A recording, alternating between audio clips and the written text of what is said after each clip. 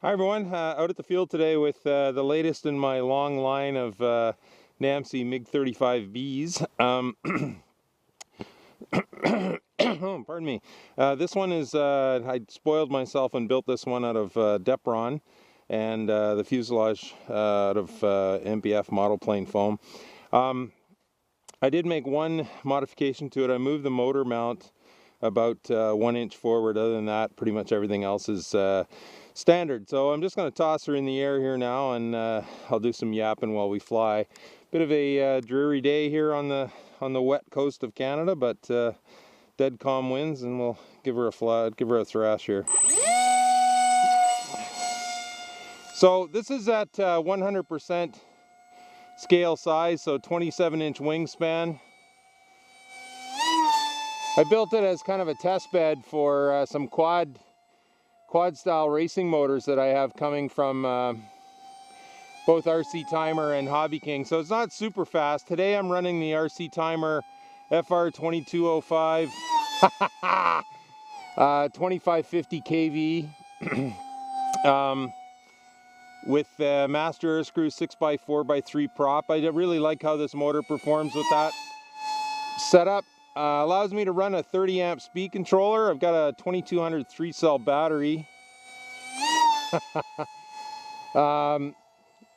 And I'm using 9-gram nylon gear servos. I tried to build it as light as possible. I'm using 9-gram servos on the elevons and 5-gram servos on the ailerons and rudders. So I ended up at about 562 grams, 19.8 ounces. So although it's not super fast, it's unbelievably quick on the sticks. Of course, today's dead calm wind, nice cool dense air. I think it's about 5 degrees Celsius right now. So yeah, very quick and efficient setup. Again, like I said, I've got some more powerful quad racing motors on the way. You've heard me yap about the Mig-35 ad nauseum in many of my other videos here. Too fun.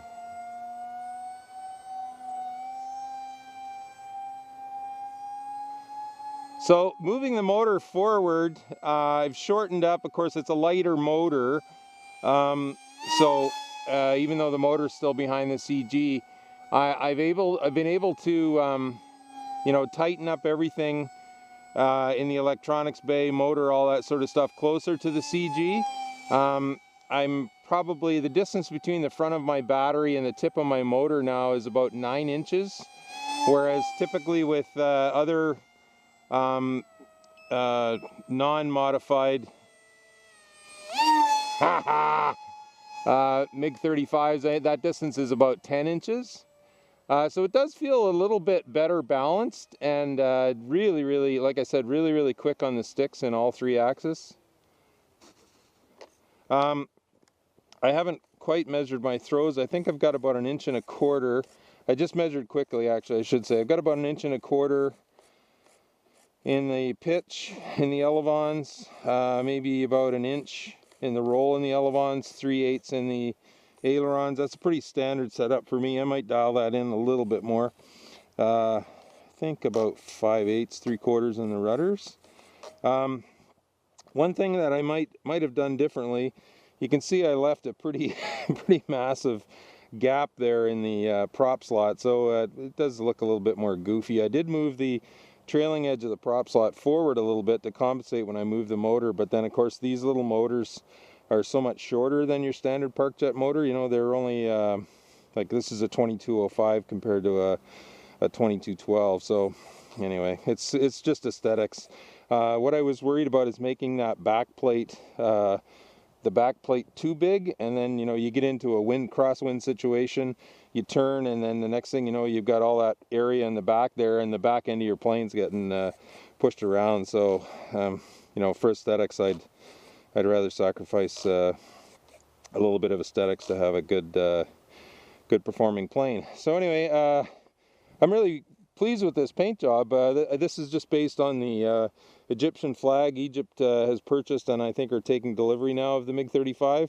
So I just used the red, white, and black from the Egyptian flag, and I think it showed up really well. It may not have showed up well on the video, but anyway, there we go. Another MiG-35B. As always, please check out the comments down below for more information. So thanks for watching.